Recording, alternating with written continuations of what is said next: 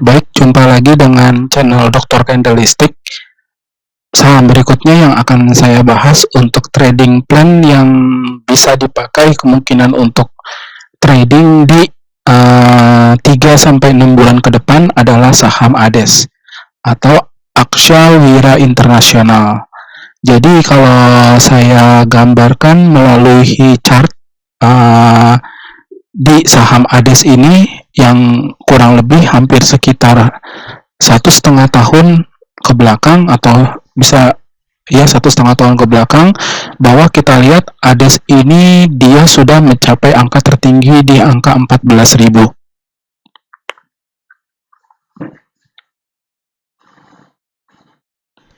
Sejak tahun 2021 ADES ini berada di posisi 1000, lalu kemudian posisi penutupan terakhir di ISG kemarin ada di 11.800 dengan posisi puncaknya di 14.000. Artinya sudah ada penurunan dari 14.000 ke 11.400. Nah, untuk teman-teman sobat candlestick yang melihat chart seperti ini, mungkin harus dilakukan analisa secara lebih mendalam atau berdasarkan pengalaman ya, bagaimana cara untuk trading di saham downtrend yang memang sudah cukup tertinggal jauh. Kalau kita lihat ADES ini cukup tertinggal jauh ya, artinya dari harga 1.000 menjadi 14.000 sekarang.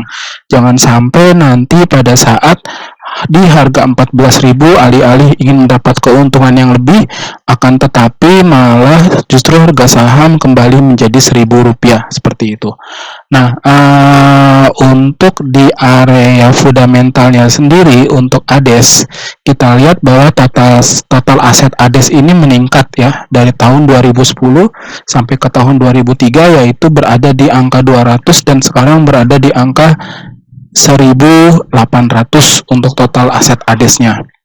Nah, lalu kemudian untuk pendapatannya itu meningkat juga dari tahun ke tahun, dan di tahun 2023 pun juga begitu, itu hampir ke 700 billion ya. Jadi ada peningkatan dari 600 ke 700 billion, di mana dibandingkan dengan tahun 2021 hampir setengahnya peningkatannya itu bertambah untuk di ADES. Laba bersihnya pun demikian, laba bersihnya pun juga meningkat hampir 2 kali lipat dibandingkan dengan tahun 2021 dan terus mengalami tren penaikan untuk laba bersih ADES.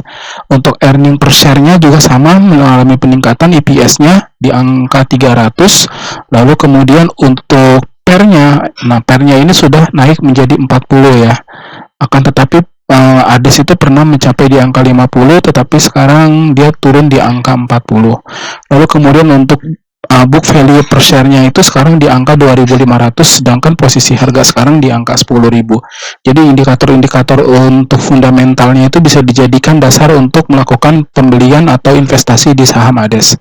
Nah, lalu kalau kita lihat sendiri dari area untuk chartingnya, di sini area akumulasi buy di sini ada informasi di sini terjadinya tertinggi dari puncak harga di angka 2.000, lalu kemudian naik lagi menjadi angka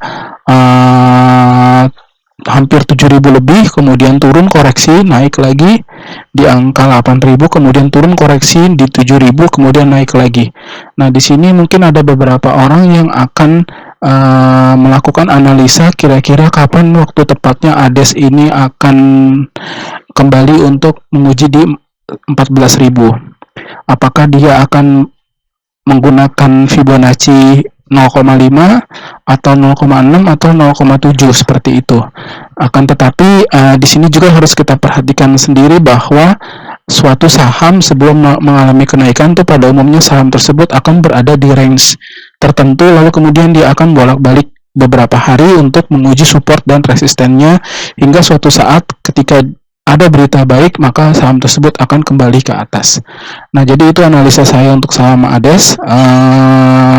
Disclaimer, saya tidak merekomendasikan atau tidak merekomendasikan untuk membeli atau menjual saham yang saya bahas.